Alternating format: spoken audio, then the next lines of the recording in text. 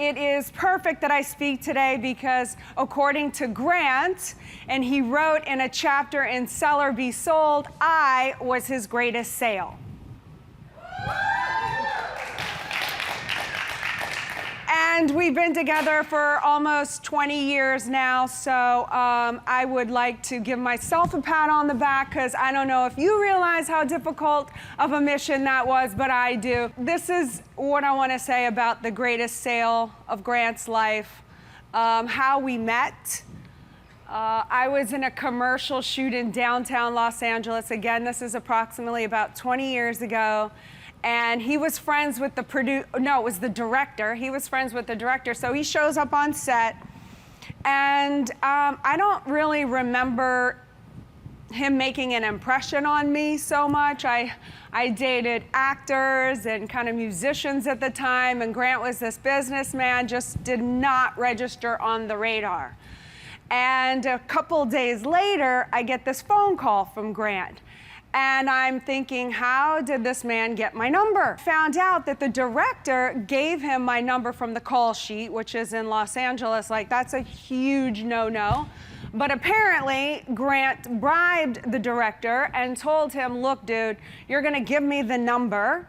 You're either gonna give it to me now, 3 hours from now, or 3 days from now, so you decide how much you wanna endure the torture, because I will get Elena Cardone's number, or I wasn't Cardone at the time, I was Elena Lyons.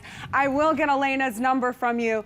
I tell you what, sneaky Grant tells Mitch, the director, committed Grant, not sneaky, committed. Thank you for the corrections. I'm not the only one who gives corrections in our family, apparently. But he says, look, Mitch, I tell you what, you just write her number down on a piece of paper and then you can just drop it on the floor on your way out and I can get the number. That way you didn't give me the number. So anyway, cut to, I'm speaking to Grant Cardone on the phone call. And just a little backstory about me, I moved to Los Angeles when I was 17 years old, okay, by myself. So by this time, I'm in my late 20s so the point to that story is I thought I had seen it all. I thought I had couldn't experience anything so horrifying as this phone call that I had with Grant Cardone. But I'm on the phone with Grant and he proceeds to tell me, yeah, you know, people in my life tend to get better when they hang out with me.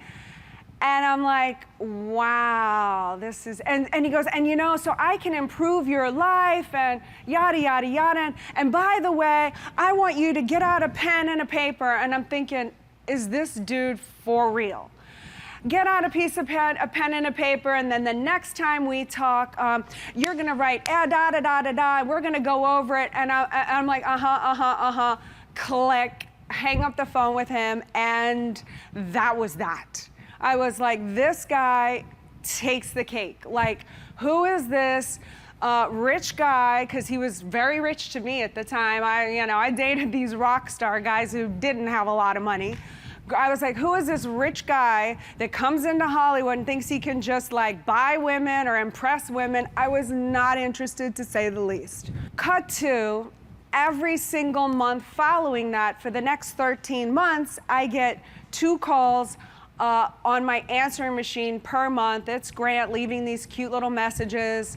I wasn't afraid of it. It wasn't like he was stalking, although Grant says it's not stalking if it works. 13 months later, you know, I hate to admit this part of the story because it does admit my shallowness, but here it is.